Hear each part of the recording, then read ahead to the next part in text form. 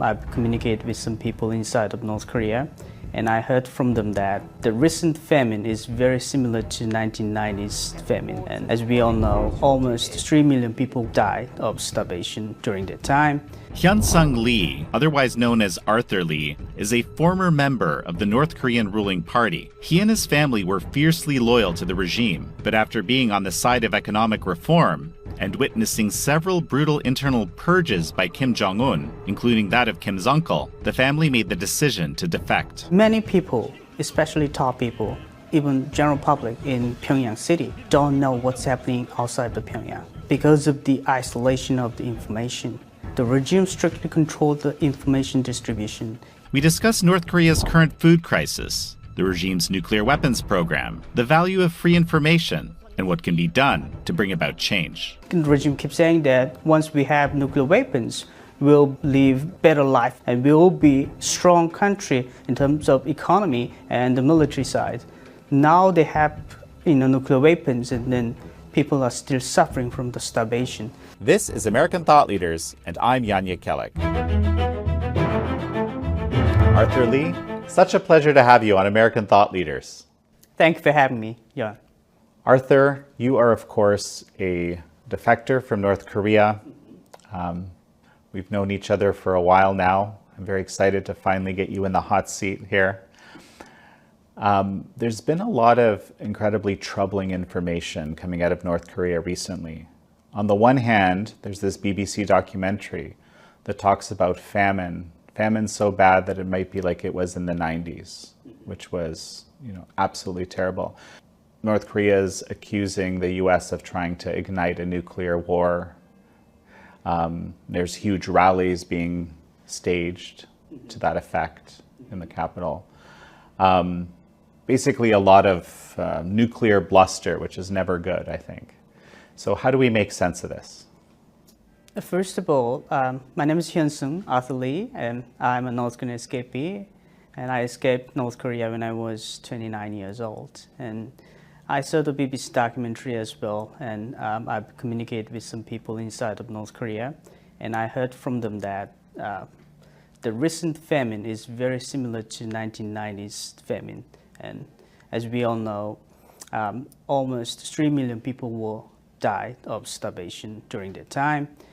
But most people in Pyongyang, the capital city of North Korea, didn't realize what happened in the local area. So I would say it's very similar situation. The top people inside, they couldn't realize what's happening, but the local people, like rural area, the general public are suffering of starvation. I think it's very reliable resources from the BBC documentary. So it's very saddened for me and my fellow North Koreans that we are still suffering of starvation in this 21st century. As you mentioned earlier, North Korean regime keep mobilizing people. They're promoting everything against the United States inside of North Korea, and that's one of their strategy to bounding people as a one force to against U.S. So basically, you're saying that this the nuclear bluster is more for the internal population to basically say that there's this enemy and we have to unite against them. Is that what you're saying? Your analysis is accurate. For Kim Jong-un, the North Korean leadership, it is the lifelong project. And when we are in North Korea, the regime keeps saying that once we have nuclear weapons, we'll be live better life than previous, and we will be a strong country in terms of economy and the military side. Now they have nuclear weapons, and then people are still suffering from the starvation, and people keep questioning that. What's the difference? But for the regime, it's the narrative and tactic to keep developing nuclear weapons and anti-hostile policy against the United States is the core policy of the regime, to isolate the country and keep utilize resources to develop nuclear weapons. Fascinating.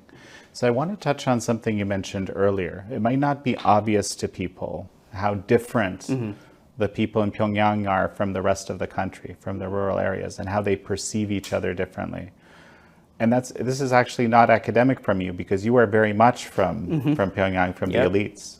I want you to tell me about that, but why don't you tell me a bit of your story, because it's also a bit unexpected that someone from the elites might end up being a defector, given that you had a pretty good life compared to most people, right? So my story is,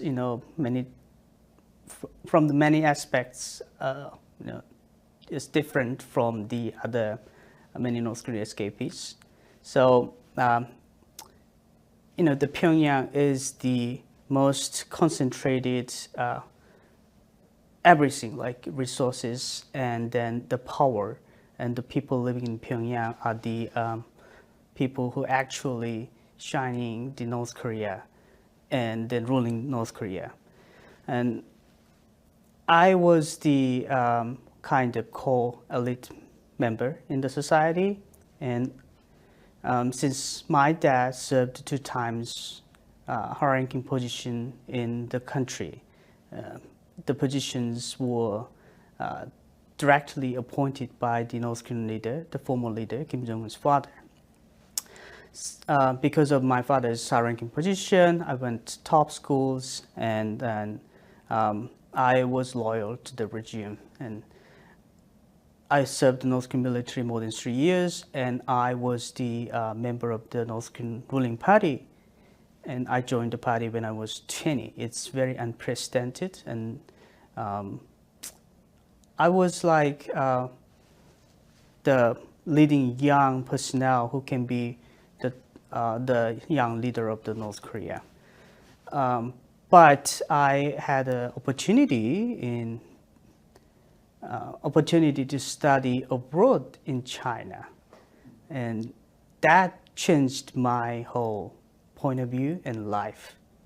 And eventually, my family made a life decision to defect in October 2014. The decision was not easy because, as you know, that means that we have to give up everything what we achieved in the past. But in 2013, there was a big incident happened, which media publicized that it's Kim Jong-un's uncle's execution and his fellow associates and aides. It's not just Kim Jong-un's uncle's execution, it's related to the crew. It's, we assume that hundreds of officials were executed and their families were sent to the political prison camp. Obviously, my dad's friends, many friends were executed and sent to the political prison camp. And myself lost several friends, and my close friend who studied in Chinese university together, him and his entire family were imprisoned in the political prison camp. My sister, she was in China as well, and her roommate was arrested in front of her and then sent to the political prison camp from China to North Korea. So that the incidents and gave us like unbelievable story and unbelievable the impression about the regime, because before that we were thinking that we can still change the society, we can make the society better, but the whole belief was collapsed, and then my family decided to defect. How did you discuss that in the family? It's very unusual who can discuss about the defection or criticize the leader of the society, even with your family members. But we were outside of North Korea. We were in China at the time, and but we are still very cautious. So we didn't discuss defection at home. We went to park, open place. We put all the electric devices in our car, and we had a free discussion for a long time. And we conclude that this is not the society we want to live, this is not the leader we want to serve, and we should do something for these people and for this country. And my dad especially, he has very good intention when he served his position in the country, and he was trying to open the country, he was trying to build more economic the living conditions for the people. So he's very favorable to the reform and open the economy in the country. But the Chang Jong-taek, Kim Jong-un's uncle's execution, turned down everything the North Korean elite group were envisioning the society. What was it exactly that whole, execution or removal of that whole, let's call it faction of people that Kim Jong-un thought were a threat? Why did that stop all that progress exactly? So Kim Jong-un's uncle was in charge of North Korea's economy, development, and then making money for the regime. But Kim Jong-un felt threatened by his uncle, and he didn't like what Chang Jong-taek was doing. So Kim Jong-un's uncle was making policies for opening and reform. Now Kim Jong-un realized that opening, reform, and policy could threaten him and could undermine his authority. It makes sense because when we do open and reform, and it means that open the society to the world. It means that the information flow and the information, every piece of information could impact Kim Jong-un's authority because he's not a legitimate leader. He should be the leader at first place. That's why he ordered to execute his half-brother in Malaysia. Okay, no, I understand, but so it also makes me think that's why you might have been wondering also, your family, hey, maybe we'll be next because you were involved in that same vision. Absolutely, not just my family, whole North Korean elite members were thinking in that way. I mean, he even executed his uncle. What's afraid of him? Nothing he's afraid. He can execute anybody else. Tell me how the people in Pyongyang perceive the rural people and how the rural people perceive the people in Pyongyang. I've engaged with local people when I was in military and when I was doing business. And there are many different aspects from the local area. So people in rural area very much respect Pyongyang. They want to be a citizen of the Pyongyang, and everything they do is trying to be, living in the capital city. But on the other hand, they have another hatred towards Pyongyang because the North Korea society is all about the Pyongyang and the Kim family regime. So once the people, they realized that they couldn't live in the society and they just, making hatred. Why Pyongyang is so special and why, the regime don't care about us. So there's all those, bad impression towards the society is all over the rural area. I sensed that, I felt that. And some areas, even like people are throwing a stone towards the Pyongyang, the plate of the cars. So that's very harsh, condition in rural area against the capital city.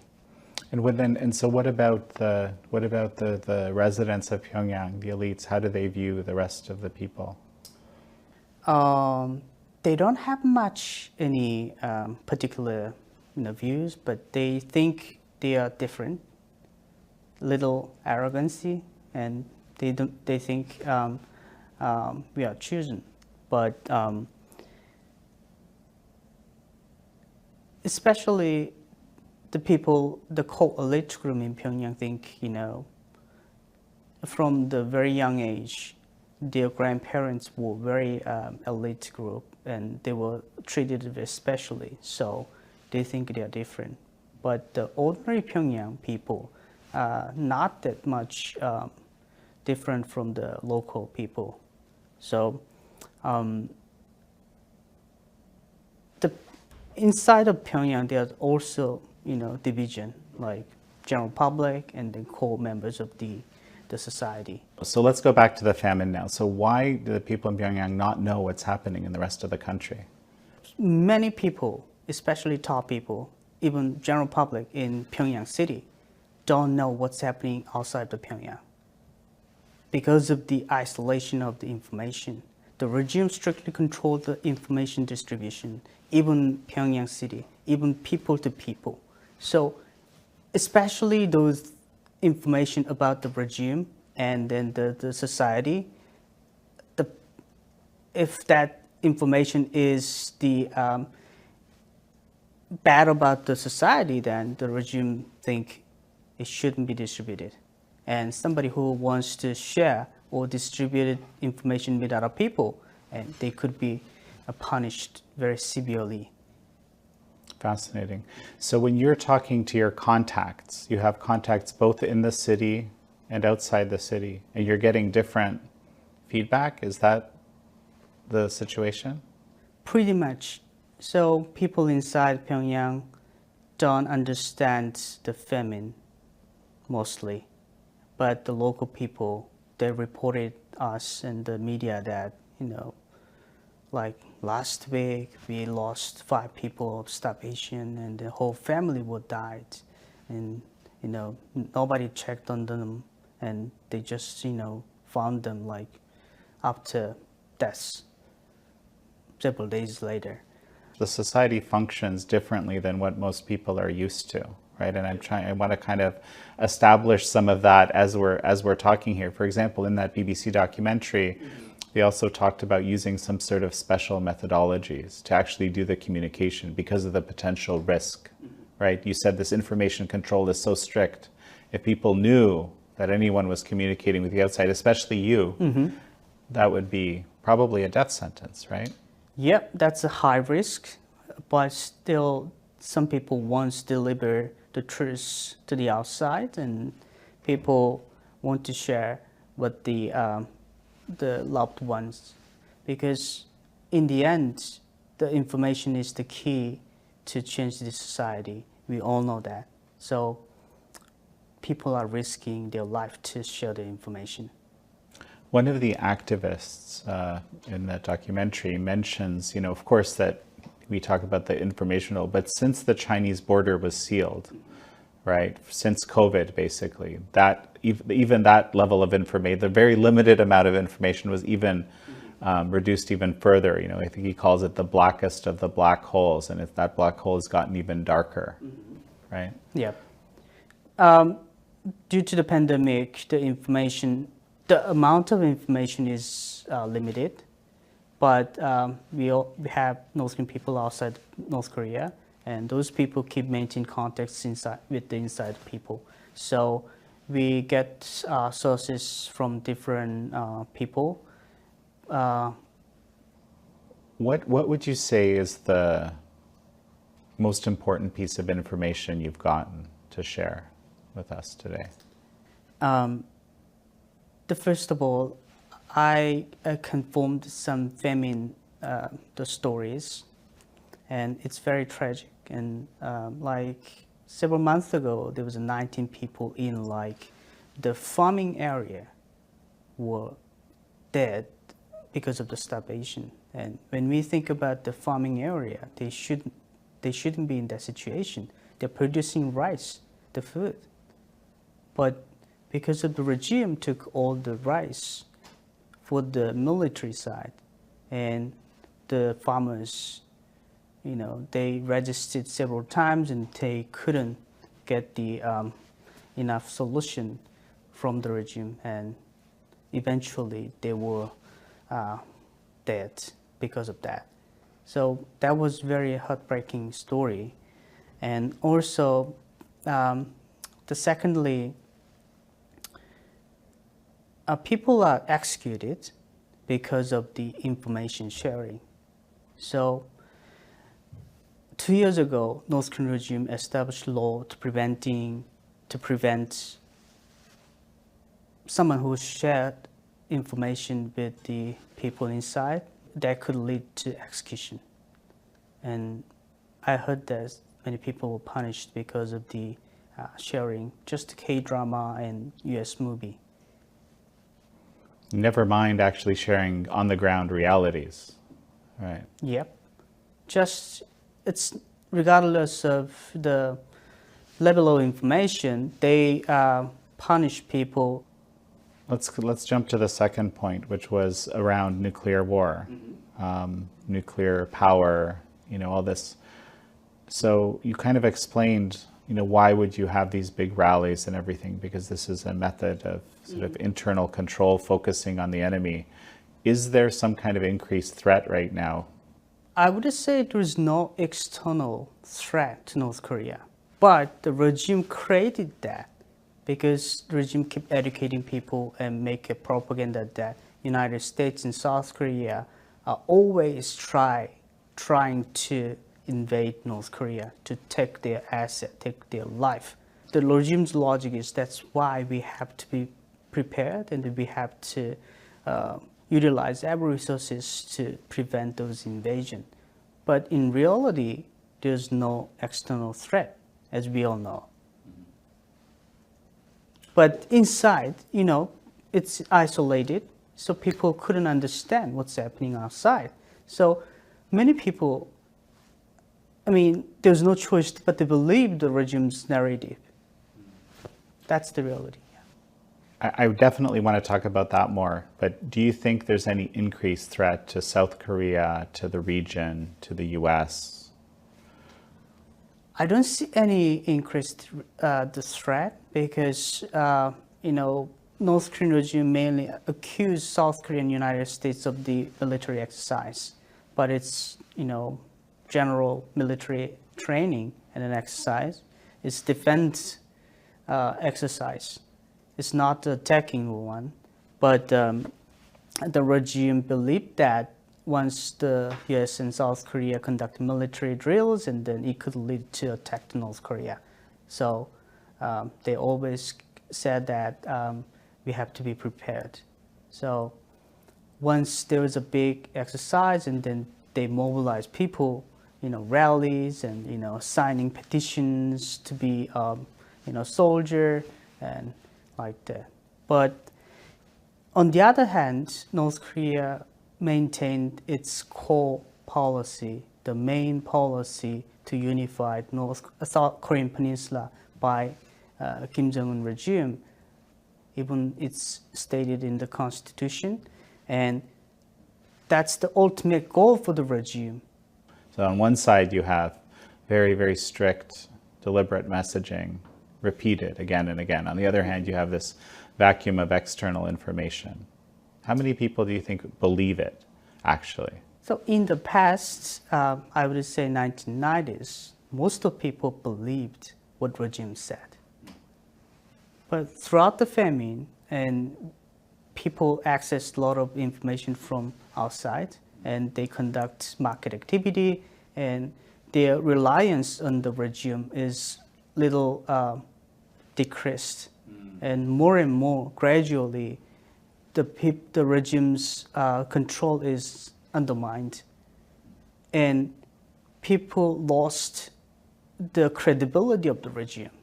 So now it's very hard to say, but I have to say how people still believe, how portion of the people still believe the regime's agenda and promotions. And what about the Pyongyang people? Will those believe more or believe less? When I interacted with people when I was in North Korea, it seems like not many people believed what the regime said. But it's like entire society's atmosphere. If you don't believe, then you can be punished. But you don't believe, but you cannot share with other people. I think that's the situation. So, the people who access more information, let's believe the regime's narrative. When you were in there with your family, did you guys believe it?